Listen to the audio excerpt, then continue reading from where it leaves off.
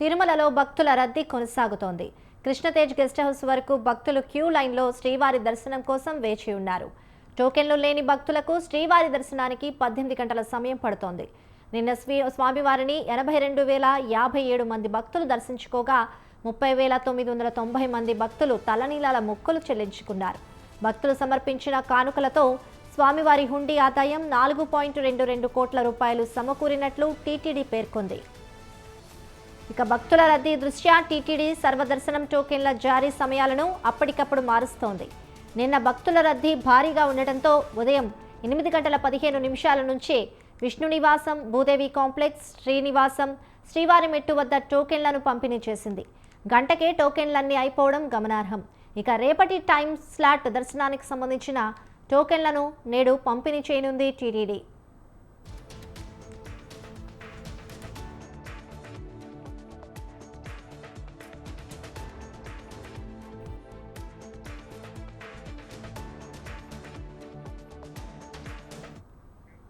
తిరుమలలో భక్తుల రద్దీ కొనసాగుతోంది. కృష్ణతేజ గెస్ట్ హౌస్ వరకు భక్తులు క్యూ లైన్లో శ్రీవారి దర్శనం కోసం వేచి ఉన్నారు.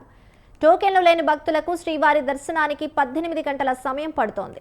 ఇక నిన్న స్వామివారిని 82,057 మంది భక్తులు దర్శించుకోగా 30,990 మంది భక్తులు తలనీలాల మొక్కులు చెల్లించుకున్నారు. భక్తులు సమర్పించిన కానుకలతో స్వామివారి హుండీ ఆదాయం 4.22 కోట్ల రూపాయలకు సమకూరినట్లు టీటీడీ పేర్కొంది.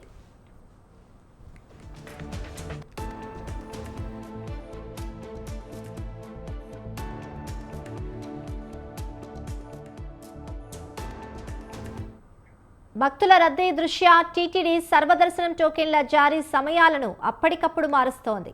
నిన్న భక్తుల రద్దీ భారీగా ఉండటంతో ఉదయం 8:15 నుండే విష్ణు నివాసం, భూదేవి కాంప్లెక్స్, శ్రీనివాసం, శ్రీవారి మెట్టు వద్ద టోకెన్లను పంపిణీ చేసింది.